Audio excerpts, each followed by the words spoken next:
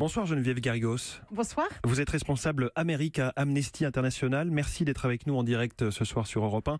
Vous nous emmenez en Argentine ce soir où les députés ont adopté un projet de loi qui légalise l'interruption volontaire de grossesse. Mais ce n'est pas fini. La balle est désormais dans le camp du Sénat argentin. Ça semble assez incertain. Est-ce que selon vous, l'avortement peut être légalisé dans les heures qui viennent en Argentine, pays très catholique, très conservateur? Il y a une possibilité parce qu'effectivement, pour le moment, c'est très serré. Les débats ont été entamés.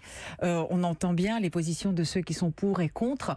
Ce que l'on sait, c'est qu'ils sont extrêmement sensibles à la fois à la mobilisation en Argentine. Il faut savoir que plus de 60% des Argentins sont en faveur de la loi pour légaliser l'avortement. Et puis aussi au niveau international. Et la pression internationale, justement, c'est ce que nous faisons. Vous faites clairement campagne, on va le dire, pour que ce soit adopté, ce projet de loi.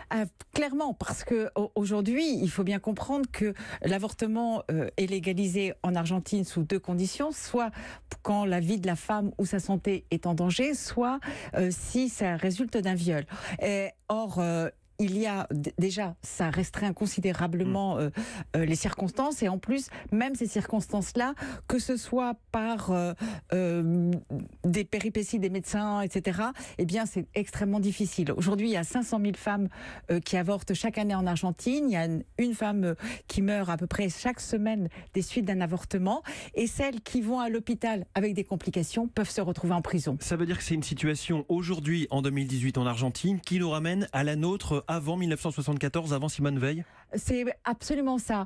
Et d'ailleurs, c'est très intéressant parce que les sénateurs, comme les députés qui sont en faveur de l'avortement, sont très nombreux à évoquer justement ce qu'avait à l'époque avancé Simone Veil, à savoir que la question n'est pas... Ils reprennent ses arguments. Ah oui, en la citant. En la citant, à savoir, ce n'est pas être contre ou pour l'avortement, c'est permettre aux femmes qui ne veulent pas avorter et qui, de toute façon, s'il n'est pas légal, le feront clandestinement et mettent leur vie en jeu. Donc c'est une question de santé, c'est une question de protéger la vie des femmes. Geneviève Garrigos d'Amnesty International, vous êtes venue dans ce studio avec des affiches vertes et avec un foulard autour du cou qui prône la légalisation de l'avortement. Comment est-ce que vous faites campagne justement? Comment est-ce que vous faites pour pousser cette légalisation en Argentine? Eh bien, il y a eu un travail remarquable qui a été fait depuis une dizaine d'années, qui a été amplifié d'ailleurs avec le mouvement Ni Una Menos, qui est le mouvement qui lutte contre les féminicides dans les pays d'Amérique latine.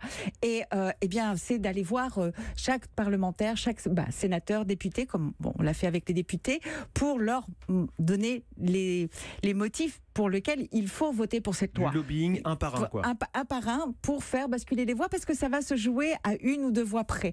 Et derrière, c'est toute la pression internationale, et ça, c'est extrêmement important. Il faut comprendre que c'est un enjeu énorme pour l'Amérique latine.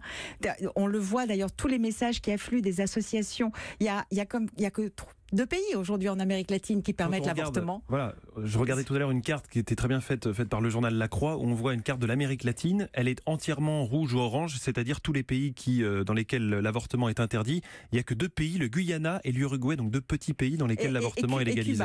Et voilà, mais c'est extrêmement limité.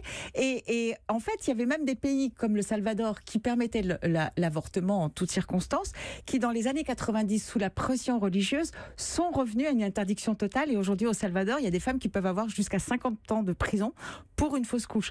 Donc il y a un espoir énorme. Extrêmement important à signaler. L'Argentine, comme tous ces pays d'Amérique du Sud, est extrêmement catholique, religieuse. Le pape lui-même, actuel, le pape François, est argentin. Il était archevêque de Buenos Aires. Mais en même temps, ce qu'il faut bien comprendre, c'est que d'une part, l'Argentine a autorisé, un des premiers pays à autoriser le mariage entre les personnes de même sexe, le changement d'identité de genre, et comme l'ont signalé de nombreux parlementaires qui se sont déclarés catholiques, ce n'est pas une question de conviction personnelle, c'est une question de santé publique et de sauver des vies. Sauf que l'Église, en l'occurrence, fait campagne. En tout cas, le pape a plusieurs fois réaffirmé l'importance de la vie pour l'Église, et lors de déplacements qui faisaient que c'était une allusion à ce vote.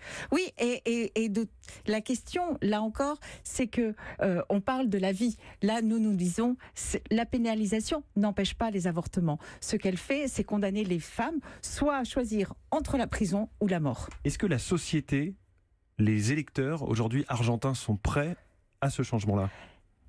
de fait, on se retrouve dans une situation très proche de l'Irlande, c'est-à-dire que on a... L'Irlande, je le rappelle, donc il y a eu un référendum fin mai et les électeurs irlandais ont dit oui à la légalisation de l'avortement. Voilà, à plus de 60%. Et en fait, les sondages montrent qu'en Argentine, plus de 60% des personnes, d'une part, sont pour la loi et estiment en plus que l'Église ne doit pas se mêler de ce genre de débat. Et en fait, on l'a vu déjà au niveau de l'Assemblée nationale, quand c'est passé devant les députés, il y a eu des millions de femmes dans la rue qui sont restées même toute la nuit autour du Parlement parce que c'est un mouvement de fond et c'est un mouvement de fond dans toute l'Argentine. Est-ce que si l'Argentine bascule ce soir et que les sénateurs valident ce projet de loi qui légalise l'avortement en Argentine, est-ce que ça peut faire un début d'effet d'entraînement sur les pays voisins, sur le Brésil, sur le Pérou, sur la Colombie ? Tous ces pays aujourd'hui, mais y compris le Mexique, vraiment à toute l'Amérique latine, les femmes attendent de voir ce qui va se passer en Argentine et elles sont... ça peut déclencher quelque chose ? Ah, mais ça va déclencher des mobilisations extrêmement importantes parce que c'est un mouvement de fond. Les droits sexuels et reproductifs sont un problème en Amérique latine. Parce qu'on parle de l'avortement. Ce qu'il faut dire en parallèle, c'est qu'il n'y a pas d'éducation sexuelle, il n'y a pas de contraception. Et c'est l'ensemble en fait qui est demandé aujourd'hui, c'est-à-dire que les femmes puissent disposer de leur corps, de choisir quand elles vont être mères, sans oublier que le taux de viol, et notamment sur mineurs, est extrêmement élevé et que ce sont les premières victimes. Mais en même temps, si on revient plus près de nous, en Europe, l'Irlande a donc dit oui à la légalisation de l'avortement. En revanche, la Pologne, le gouvernement veut plutôt verrouiller, veut plutôt rendre l'avortement plus difficile. Mais on le voit là encore, il y a la des question... vents contraires. En fait, c'est la question des parlementaires, des gouvernements qui veulent restreindre sous la pression des conservateurs et des mouvements religieux.